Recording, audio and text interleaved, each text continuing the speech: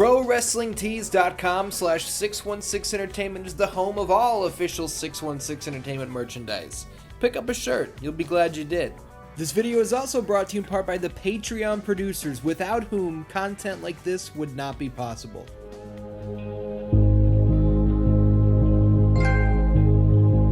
Look! Up in the sky! It's a bird! It's a plane! It's Superman!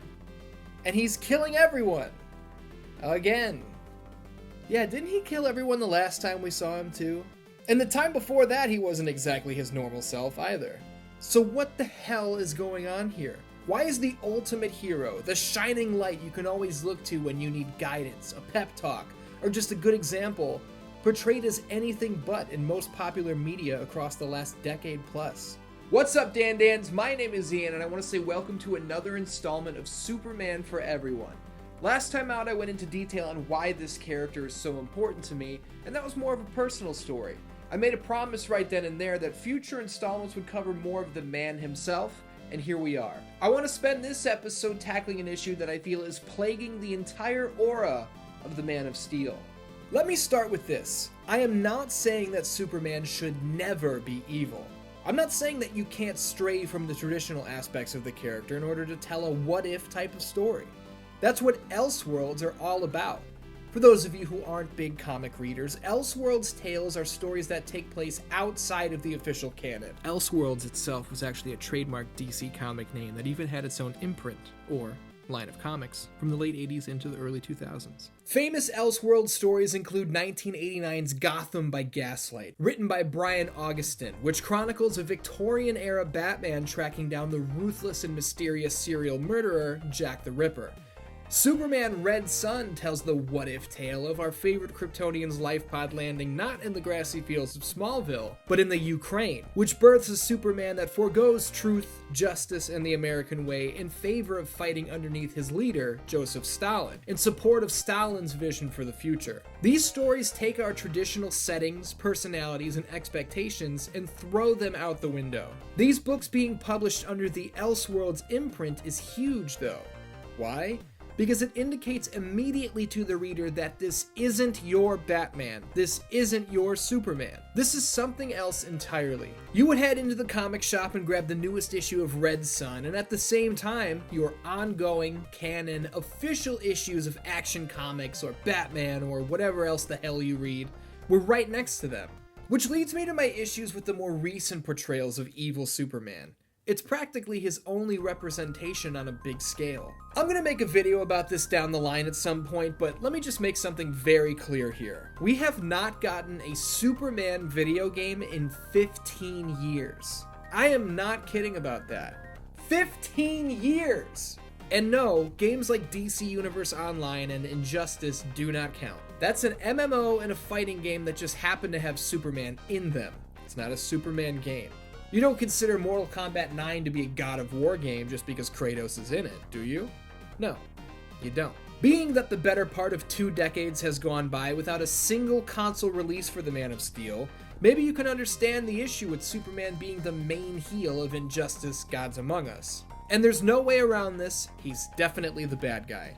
Maybe you're the type of person that can justify his brutal killing of the Joker. I mean, he did trick Superman into killing his own wife, who was pregnant with their child, and then he detonated a nuclear bomb that killed 5 million people in the city of Metropolis. But try and justify him melting Shazam's brain out of his skull with his laser vision just because Shazam had the audacity to say, hey, maybe we're not going about this the right way. He's been totally corrupted and is indeed the bad guy. There's no question. And while it sucked that Clark's first major video game role in forever cast him as the bad guy, I can actually give Injustice a pass for several reasons. Number 1, because it was awesome. And number 2, because the good guys actually tap into another universe to enlist the help of a Superman who couldn't even fathom the corruption he was witnessing from his alternate reality self. So there's a bit of redemption there. A year later, we have Man of Steel hitting the big screen. Superman's first film since 2006's Superman Returns. And no, our boy is not the bad guy here. I mean, he does kill Zod at the end of the movie. I mean, he literally breaks his neck like this is a martial arts film or something, which is... I mean, I'll go into Zack Snyder another time, but no, he's not the bad guy here. And before any of you Snyder people get upset, I actually do like Man of Steel quite a bit. It's not my traditional Superman, but I was indeed willing to go along for the ride on this new take on the character. But man, oh man, the sequel, 2016's Batman v Superman, this was a doozy and a half. We've got a Batman who is shooting rockets at bad guys and exploding them to death. He runs dudes off the road and they're blowing up too. It's something else. But Superman? Yep, he's evil too. Or he's going to be in the near future, as indicated by Bruce Wayne's nightmare. Yes, that's spelled with a K. Very clever. We see Clark leading a regime of machine gun-toting soldiers wearing his symbol on their gear. He apparently rams his hand through Batman's chest just like he did to Joker from Injustice. It's a hell of a scene. It's terrible. It really, really sucks. And it's all too real, unfortunately. Don't believe me? Listen to Zack Snyder himself. He has confirmed that this was an homage to Injustice, that his Superman was indeed going to be corrupted by Darkseid after the tragedy of Lois Lane's death, yada yada yada. Enough. Enough!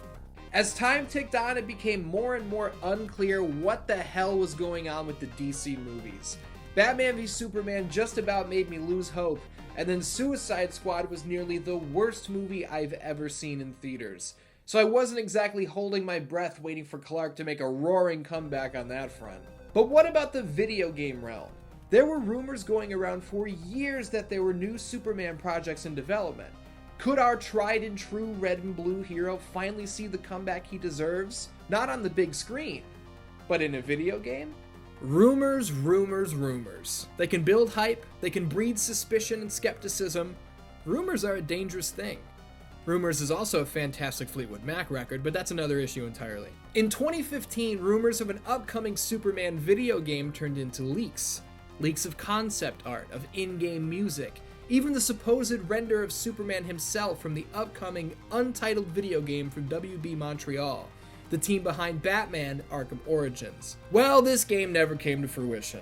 There were more rumors that Rocksteady themselves, the team behind the core Arkham trilogy, were developing a Superman game. That speculation was squashed when the team's creative director, Sefton Hill, outright confirmed they were not working on a Superman game.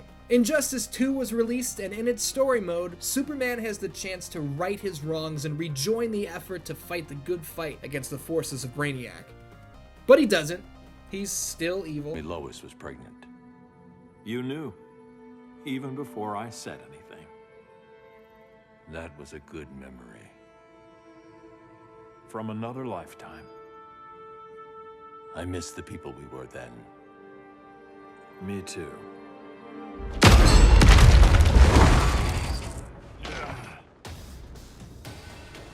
Quit, Bruce. You can't win. Several more years would pass until, finally, in 2020, a new Superman game was revealed. From Rocksteady, no less. Right? Wrong. They were unfortunately telling the truth when they said this wasn't a Superman project.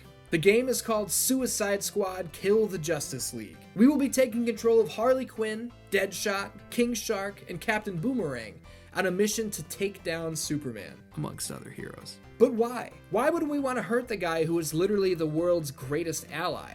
I'll give you one guess. If you chose because he's fucking evil, then you win $1 million. He's evil again. I don't care if you want to say he's clearly under mind control from Brainiac. I don't care. He's acting as a bad guy. He kills this dude. Once again, I'm sick and tired of it. It never ends. The Justice League movie brought Superman back to the good side. Is the movie great? No.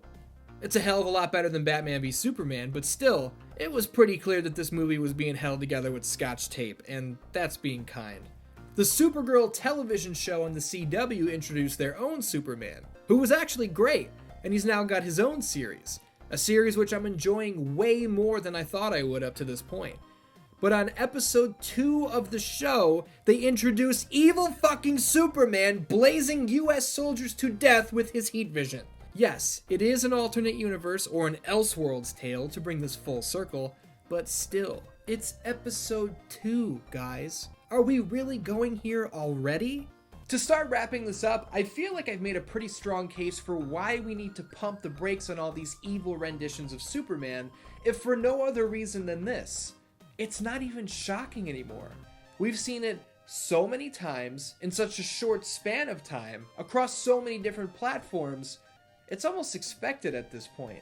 Compare that to, I don't know, Spider-Man is the first person I thought of.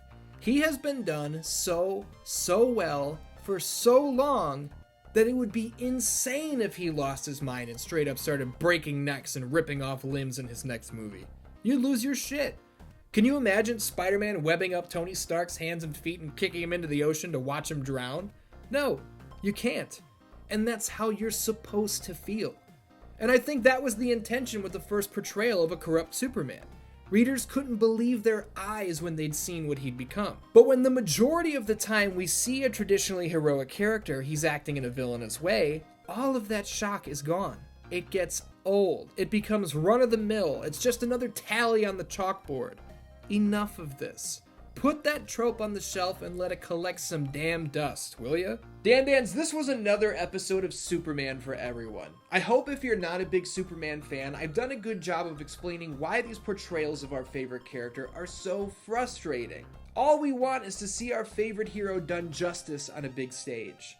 Let me know what kind of episodes you want to see here on Superman for Everyone in the near future. Do you have any lingering questions about the character? Is there a specific piece of Superman history you'd like me to cover? Leave a comment down below. I might be a big Superman fan, but I do not have super hearing. So if you don't leave that comment, I don't know what the hell's going on. Until next time, I love ya, and I will see you later.